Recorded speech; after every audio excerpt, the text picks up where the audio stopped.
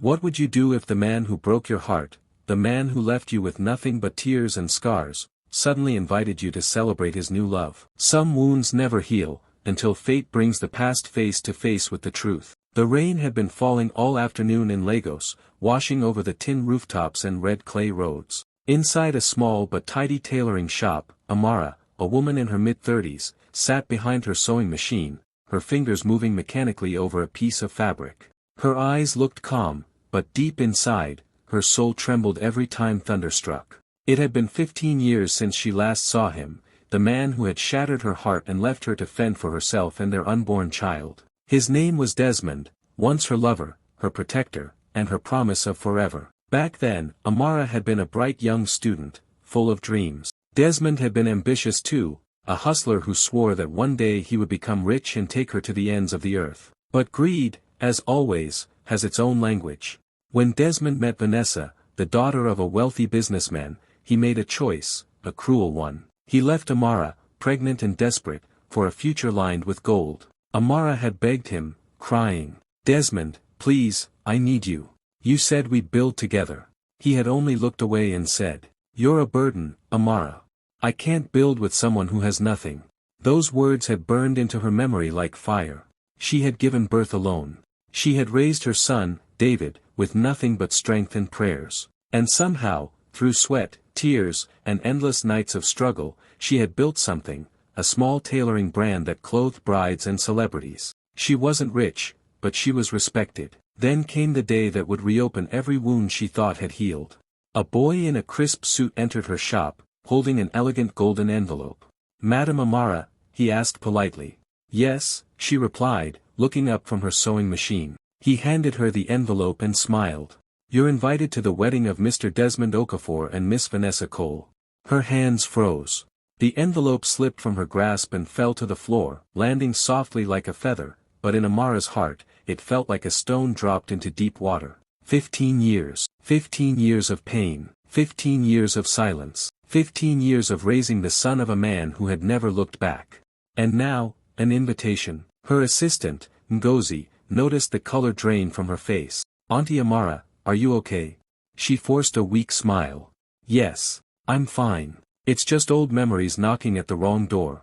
That night, Amara sat in her modest living room, staring at the invitation card on the table. Her son, David, now a tall, well-built young man of 15, walked in. "Mama, what's that?" he asked. "It's an invitation," she murmured. "To a wedding." "Whose wedding?" "Someone from the past." David, perceptive beyond his years, frowned. "The man who hurt you." Amara smiled faintly, touching his cheek. "You're too smart, my son." He hesitated, then asked softly, "Will you go?" She looked at the card again. Her eyes were calm, but her heart whispered something deeper. Yes, she would go. But not for revenge. Not even for closure. She would go to show that broken women can rise again. And perhaps, to reveal a secret that could change everything. As she leaned back in her chair, lightning flashed outside, bright, fierce, and full of meaning. The storm had come once again. But this time, Amara was ready to walk through it. Before we continue, my friends, don't forget to subscribe, like, and tell me in the comments, where are you watching from? Globe showing Europe Africa. Every click helps us share more stories of courage, love, and destiny across Africa. That night, Amara couldn't sleep. The rain had stopped, but the sound of dripping water outside felt like whispers from her past. Every memory of Desmond played before her eyes, his smile, his promises, his betrayal.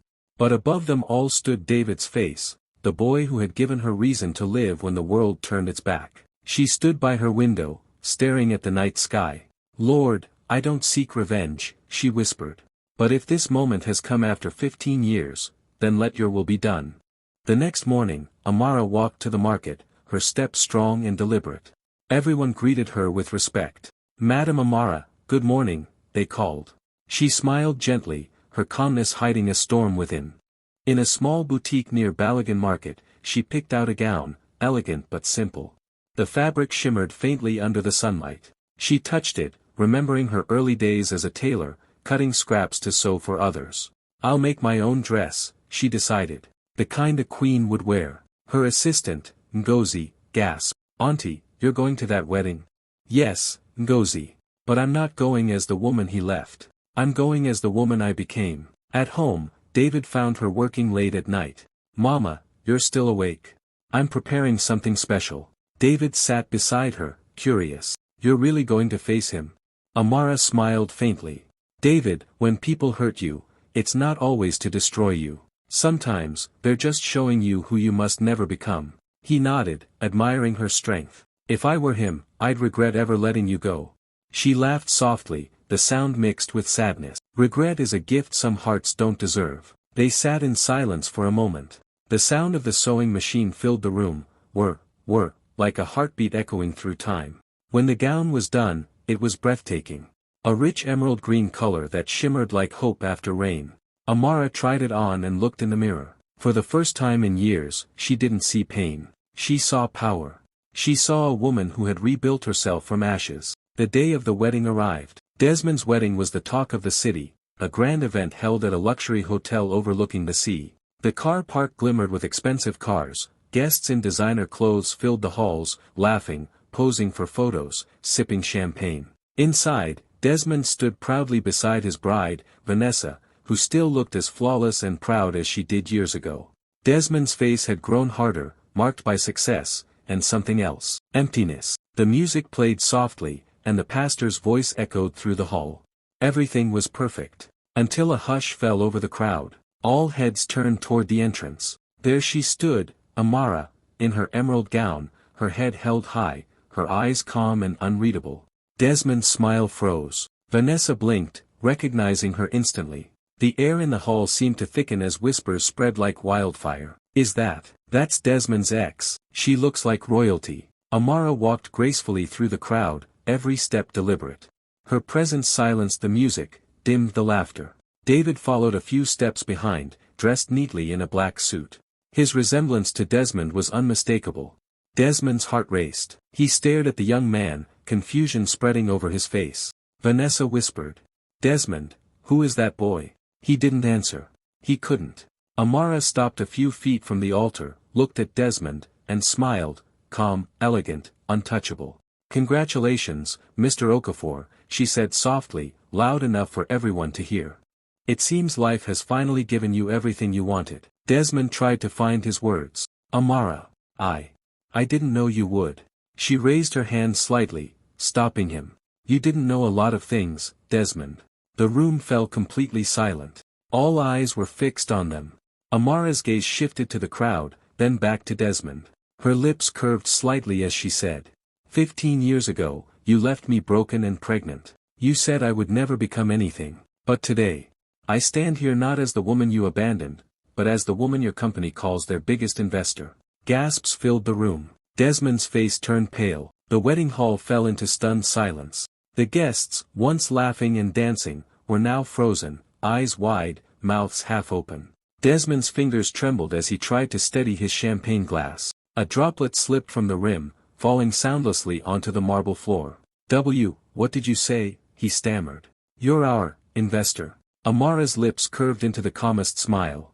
Yes, Desmond. The woman you once called a burden, is now the majority shareholder of Okafor Industries, the same company you so proudly manage. Gasps rippled through the hall like wind over tall grass. Vanessa blinked rapidly, her confidence dissolving. This must be some kind of joke, she said sharply. Desmond, tell her she's lying.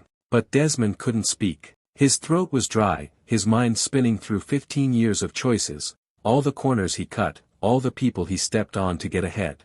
And now, her. The girl he'd left in a one-room house with nothing but tears, she owned the ground he stood on.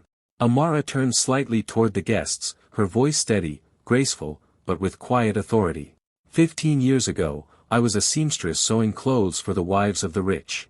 One of them, Mrs. Cole, Vanessa's late mother, believed in me. She gave me a chance to design for her boutique in Ghana. I worked day and night, learned business, saved every naira, and built a fashion brand of my own.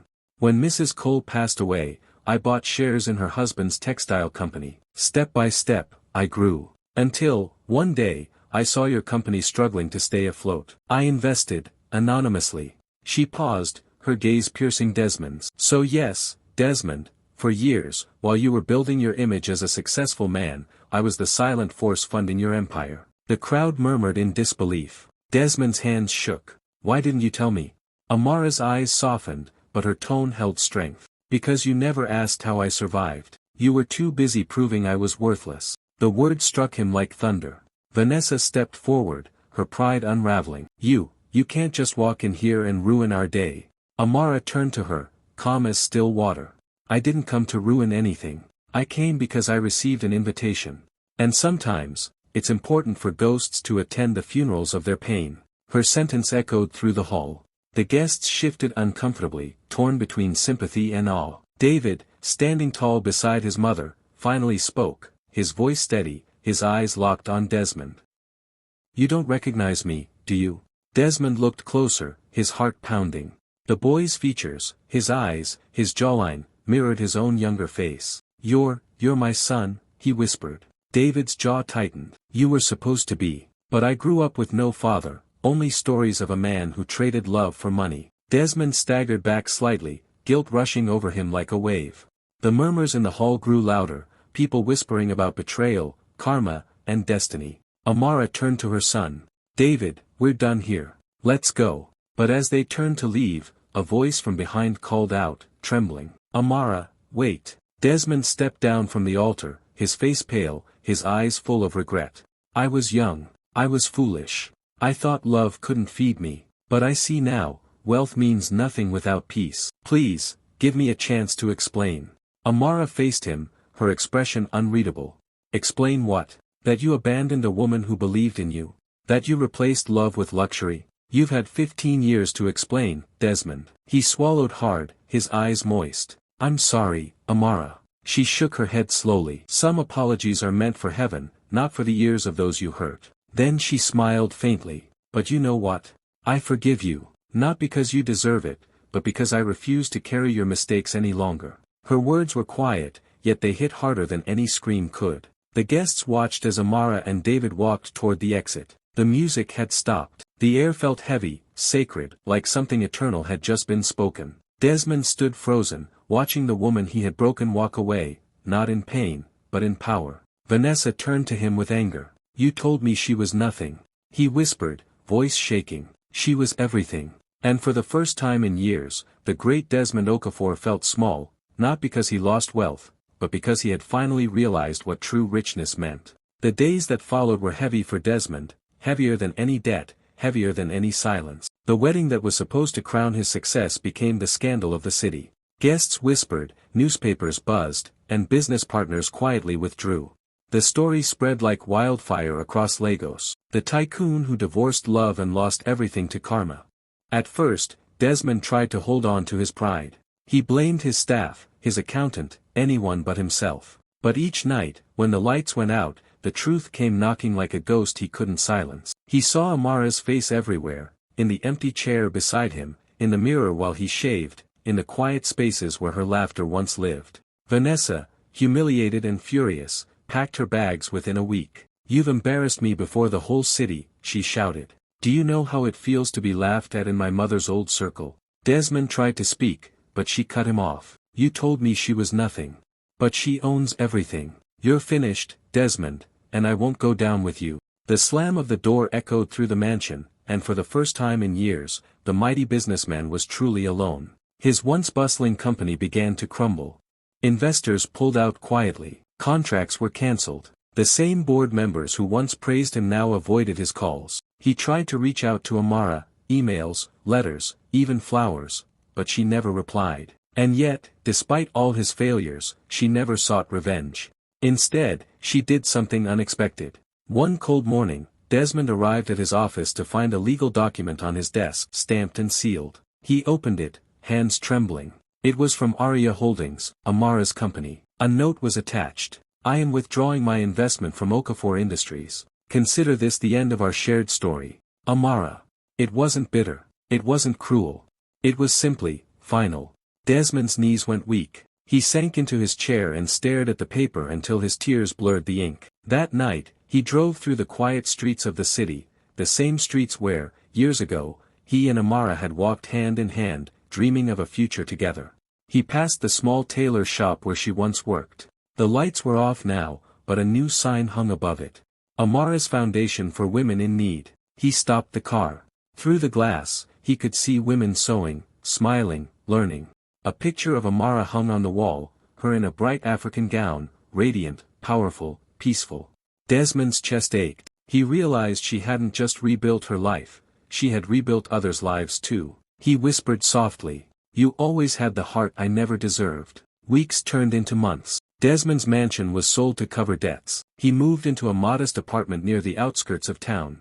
His suits grew old, his phone stopped ringing, and the mirror reflected a man stripped bare, not of wealth, but of illusion. He started volunteering at a small community center one day, teaching young men about business ethics, about choices, about humility. When people asked why he did it, he would smile sadly and say, "Because once, I forgot what really mattered. And it cost me everything." Meanwhile, Amara's life continued to blossom. Her foundation opened branches across Africa, helping single mothers, widows, and girls who once thought their dreams had died. David graduated from university and became one of the youngest philanthropists in the region. In every speech, he mentioned his mother. "She taught me that being broken doesn't mean you can't build. It means you build stronger." One day, while cutting the ribbon at a new center, a journalist asked Amara, "Do you ever regret what happened?" She smiled, not with pride, but with peace. "If it didn't happen, I wouldn't be here today." Sometimes pain is God's way of clearing space for purpose. That evening, as the sun dipped low over the city, Amara stood on her balcony, watching the skyline shimmer. She thought of Desmond, not with hate, not with longing, but with understanding. Because forgiveness isn't forgetting. It's releasing the past so it can no longer poison the future. And as the night wind brushed against her face, she whispered softly, "Thank you for letting me go. You freed me to become who I was meant to be." The sun had set behind the hills, painting the sky in hues of orange and purple, like the closing curtain of a story that had finally found its ending. Amara sat alone in her garden, the night breeze soft against her skin, the air rich with the scent of hibiscus flowers. A soft smile rested on her lips, not the smile of pride, but of peace. 15 years ago, she had cried herself to sleep on this same ground, wishing for justice, for answers, for healing. Tonight, she needed none of that. She had become the healing she once prayed for. That evening, as she sipped her tea, a quiet knock echoed from the gate. Her housekeeper walked in a moment later, carrying a small envelope. "Madam, a man just dropped this for you," she said softly. Amara took it. Her heart didn't race this time, her spirit was calm, ready.